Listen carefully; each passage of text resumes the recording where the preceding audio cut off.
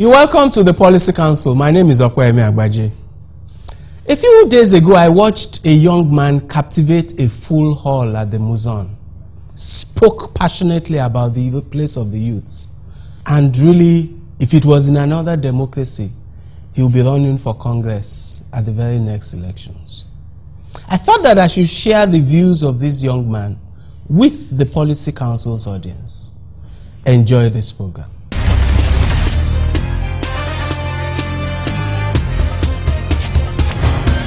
You're welcome back to the Policy Council. My name is Okweme Agbaje. My guest today was in the engine room of Occupy Nigeria. He's the CEO of Linear Consulting. He's the founder of an initiative called Sleeves Up. Literally, Nigerians, roll up your sleeves. My guest is Kola Oyeneye. Kola, you're welcome to the Policy Council. Thank you for having me. Now, let me go straight into Occupy Nigeria. Why did you do what you did with Occupy Nigeria?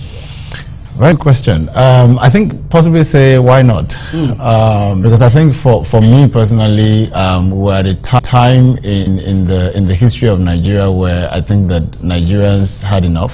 And for me personally, I felt that we had sat down and literally just accepted a lot of things as they were. And you know, they say something about Nigerians that we know how to adjust. We adjust to literally, we just adjust to everything. There's a pothole on your street, buy a Jeep. There is you know, power. You know, there's no power in your area, buy a generator.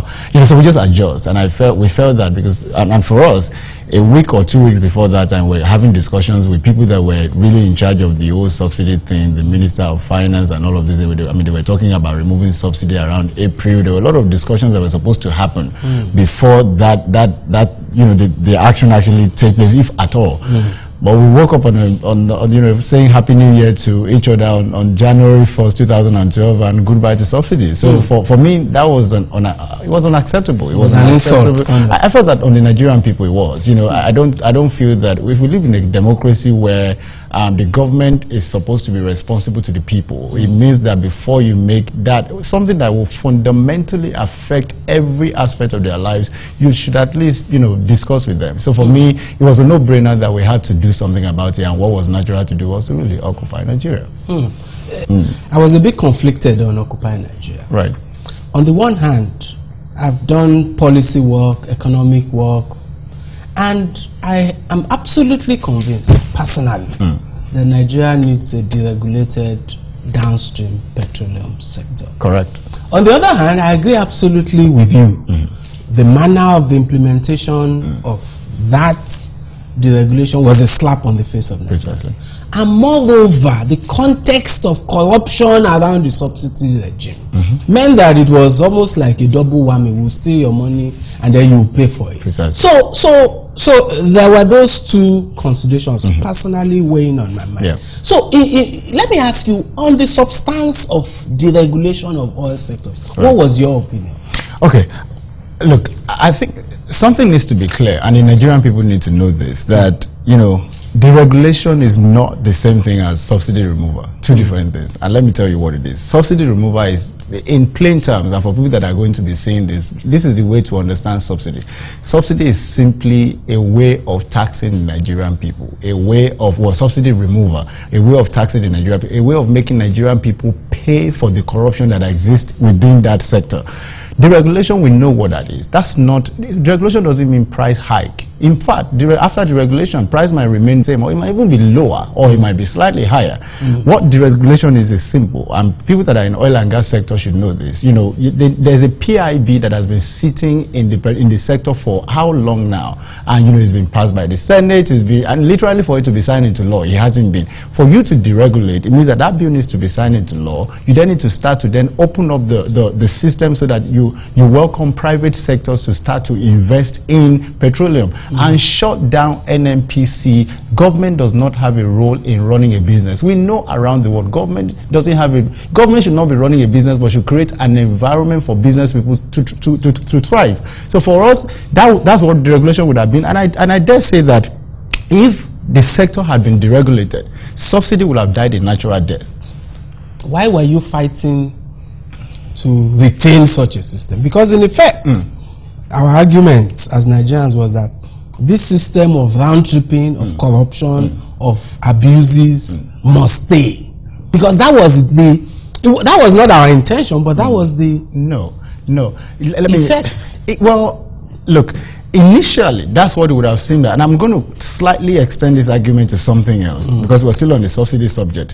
But like I said, if the lazy way out of that whole system will be to take out subsidy, then knock off a few people. That would have been the lazy way, and the Nigerian people would then end up bearing the brunt of that. And you saw that prices from pure water, as little as pure water is 5 naira used to be, went up to 10 naira. Transportation double.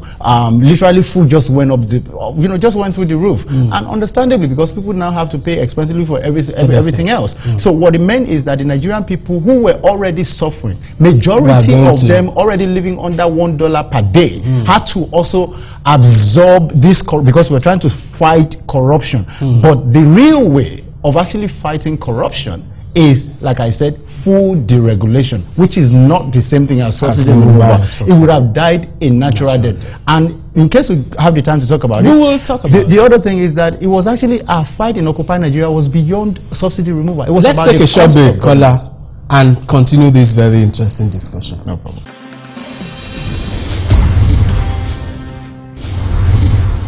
You're welcome back to the Policy Council, and I'm having this passionate debate with Kola Oyenei, founder of Slaves Up, CEO of Venia Consulting, and most importantly, a driver of Occupy Nigeria. And we were discussing the events of January 2012. So, Kola, you were saying there is more to this than just the price of fuel. There is, because don't forget that towards the end of last year, the CBN, the finance minister or ministry and generally the government, federal government said Nigeria was going to go broke. We can't afford to be paying subsidy, blah blah blah. So as a result of that, let's take out this subsidy, and that's one of the major reasons why they said subsidy had to go. But let's go back in time, 2011 or 2010. We know that the cost of subsidy was about 235 million billion. So, and within the space of 12 to 14 months, it had ballooned up to 1.2 there about trillion. And you wonder, did our cars just all of a sudden quadruple in Nigeria? Did I buy 2 more cars? Did you buy 2 more cars? Are we drinking petrol? Or you get what I mean? So how did it go from that? And then there were reports that have been done. We know about the KPMG reports. We know about the different reports that came out. Why don't we look at some of these reports that had reported that something else is going on within that system? And that's what they said. Okay, that corruption and round tripping that made it ballooned up to that. And we said that the best way to do that, let's even take that as an argument, was not to make the Nigerian people bear the brunt of that. You face corruption head on. You were elected and appointed to fight for the people of Nigeria, not make the people fight for themselves. Putting the corruption and the cost of the corruption on the Nigerian people is making the people then fight for the corruption. You're simply saying that, look, we need to take it out now. One, because we are broke. Secondly, because we're trying to fight corruption. We're saying that if you're broke, if the government is broke, or if we're going to go broke at some point, there is an easier way to save money. And here is my second topic, the cost of corruption or cost of governance in Nigeria, which was the main argument of Occupy Nigeria. I don't want us to run away from that, because if you look at some of the flyers that came out and some of the banners, it was simply saying that cut the cost of governance in Nigeria. 76% of our budget goes on recurrent expenditure. No business can survive like that, and no economy can survive like that. No country. Let me challenge you on this. Yes. One of the reasons I support deregulation is from the jobs argument.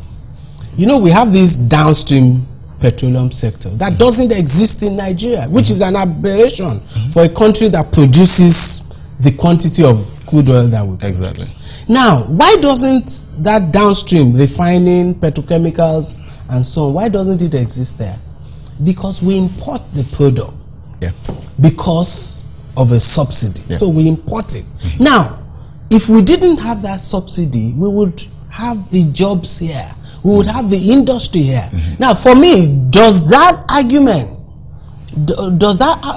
cut much ice with you? Do you worry about the fact that when we import a train because of a subsidy, when we import a shipload of petrol, we're creating some jobs in Norway, Sierra Leone, Cote d'Ivoire, wherever we import the oil from? My point exactly. But you know, the thing is that we're still missing the argument, and I need us to make that fact here. Let it be tweeted a single line, let it be written a single line. Subsidy removal is not directly proportional to deregulation. No, food deregulation means what I said earlier on. The PIB is key to that, and I agree with you. Nigeria has the potential of producing 1.5 million barrels of PMS per day, refined products per day. And we're doing a fraction of that. So I agree with you, job will be created here, but you know what, as long as the government in NNPC decides to stay within the sector and still be managing the business of production and all and subsidy payments and literally being the custodian or the administrator of it, we would always have that problem. Are you satisfied with the outcomes? Am I satisfied with the outcome of it? The answer is no. And I'll tell you why. When people came up to me and said, you know what, why don't we just go back? They had reduced it to 97 naira. And I said, no.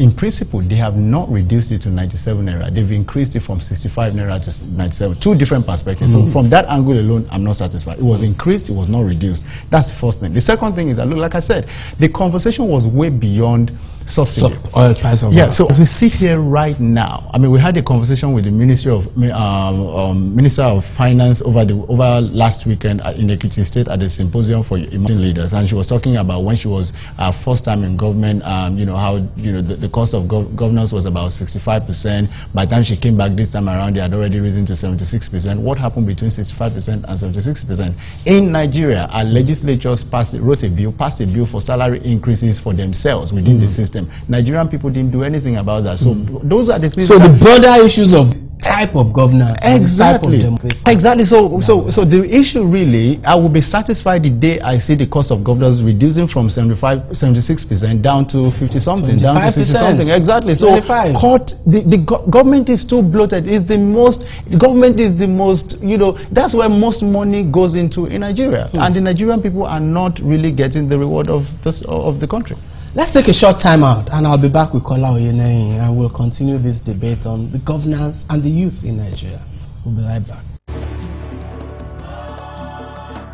Every day, we strive to make Lagos a better place for you and for me. We are restoring and regulating our signage,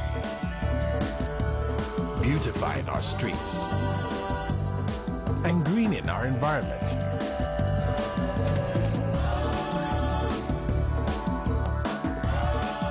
By assisting with infrastructure, we're lighting up the darkness for all our safety, health, and happiness.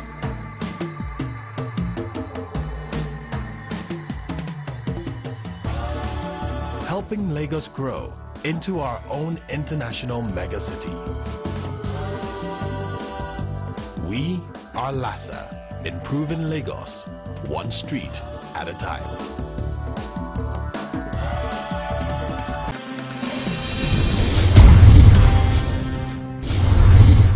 You're welcome back. It's still the Policy Council, and I still have Kola Oyeneyin with me on the program.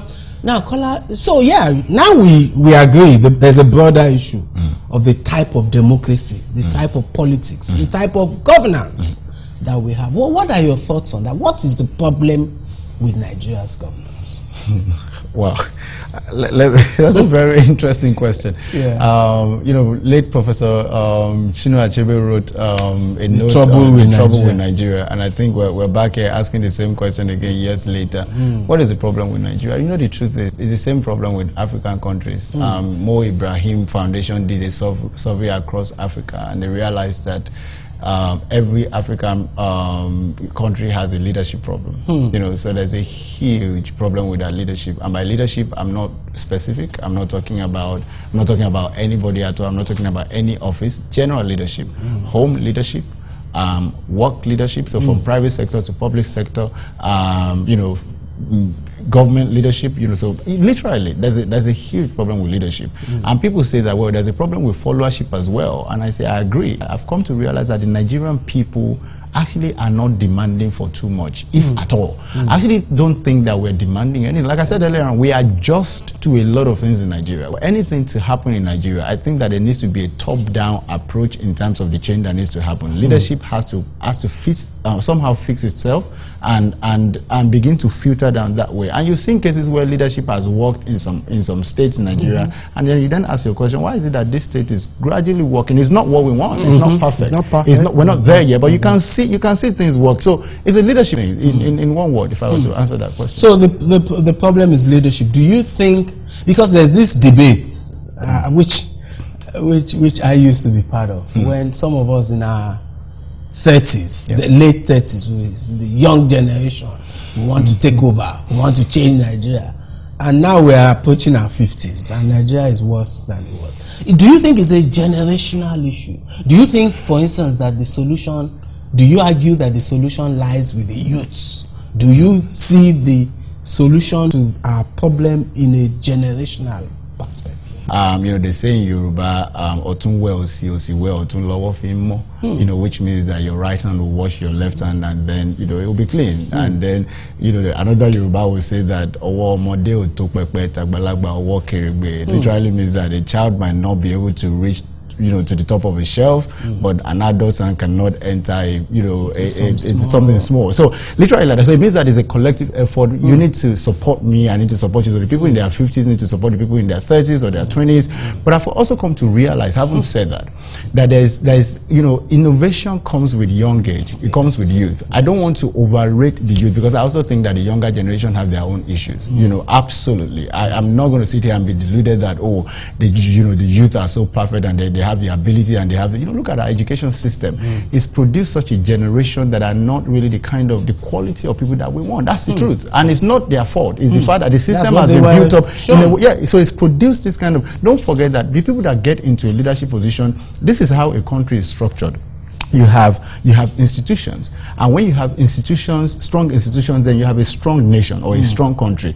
But institutions are made up of people. Those people came out from a community. The community is made up of families, and people came out of families. So what would tell you whether a nation will do well or not is the kind of people that a family will produce over time. So they get their values from home, or if they don't get it from home and they somehow miss that, there's then an educational system that is supposed to take them forward and literally then remote the values and put it in grinding in them. And then when they're coming out of secondary school, universities, and they're doing NYSC, they become the kind of young people that you want to see in the society. And if that also misses somehow, which is what we're seeing in Nigeria because of the education system, you then realize that the institutions, religious institutions that they find themselves in, either Christian or Muslims, or, you know, they then begin to also talk about values. But you see, what we've seen in Nigeria is almost a total collapse. So even those social institutions are failing. Well, you know, can I really say they are succeeding? We have They're some failing. people. Well, I mean, yeah, you know, I mean, and I come from that side. So when I don't see the right values coming out, and you will see this, because what we call corruption in Nigeria is not just something that sits in an office that wears a hat and has an office called corruption. No, it's that it's in the system. Every time you jump red light, that's corruption. Every time you give somebody money when you've committed a crime, that's corruption. So we are all guilty now as a people. Let's take a short time out, and then I'll come with my final segment with Kola Oyenei. And we'll look for what youths can do, what should they do? Well, what does he challenge? What's his challenge to the Nigerian youth? We'll be right back. Who knows Abi better thing? Abi who no like better thing? All these fine things where they see so. Now money government they take do now. Abi, I think it's like, you know, I mean, excuse me, I dey pay my tax. I dey do a thing, I dey pay my tax. Say you don't pay your own tax. If you pay your tax, I pay oh. Pay your tax. It's your civic responsibility. It's your duty. It's the law.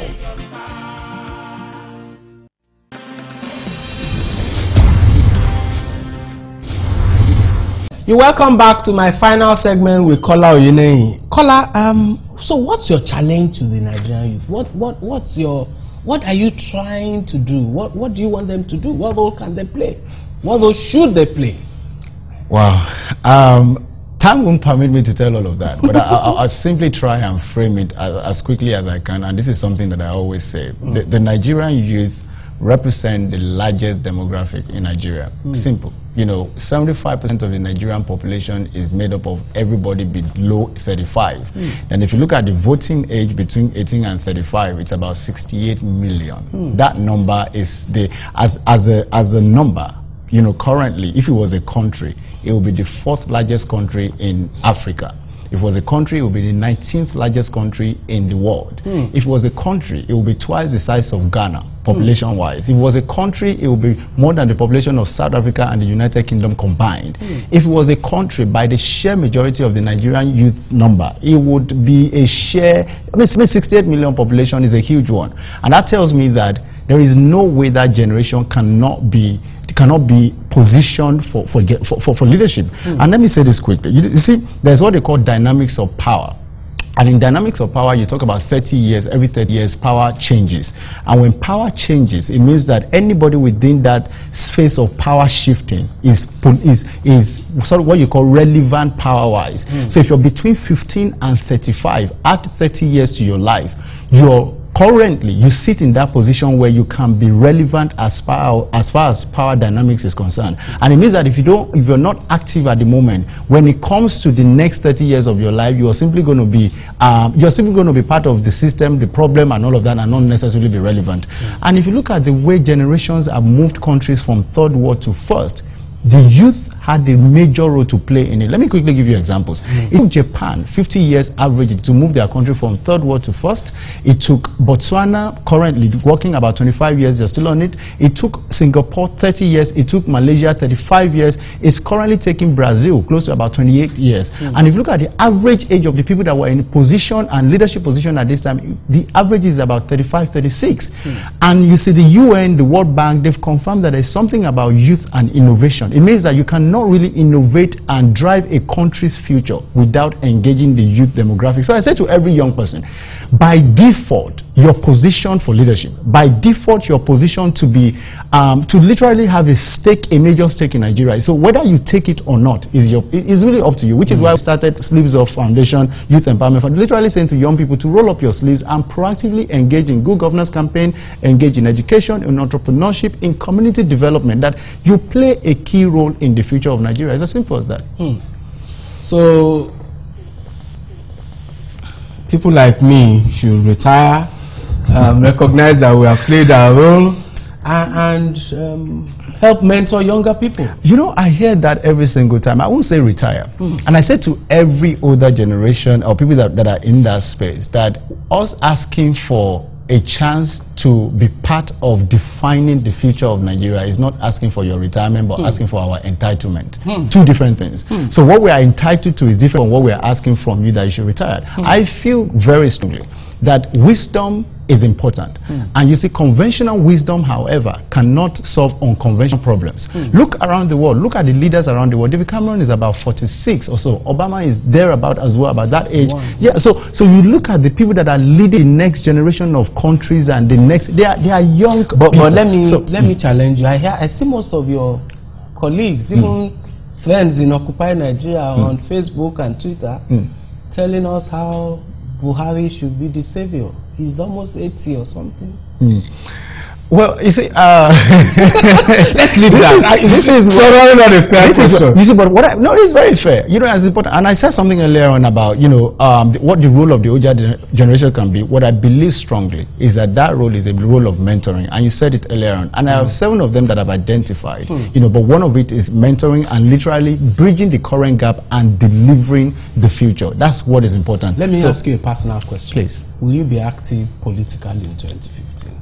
In 2015, you know, I never say never. But the thing is that my allegiance. I'm a business person. I believe that young people need to first and foremost empower themselves, so that when it comes to that time, you can walk away from anything without regret. So for me, my economic base is absolutely important, that I'm financially strong and currently politically free. So once that happens, you build yourself up, and which is what I'm saying to young people: well, develop your skills, develop your businesses, develop something that you can simply say that you to change Nigeria and to move this conversation to where it needs to be. 2015, whether I'll be politically active or not, is a long time away from here. My role currently is to be a voice of reasoning to my generation, asking them to take responsibility. Thank you very much. Thank you for having me. We'll be right back.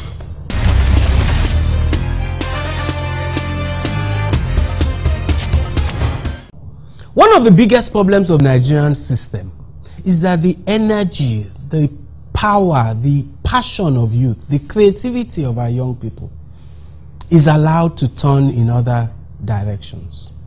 So our youths have turned to crime, some have turned to violence, some have turned to other things. We need to channel this creativity and this passion and the energy of our youth into a positive direction.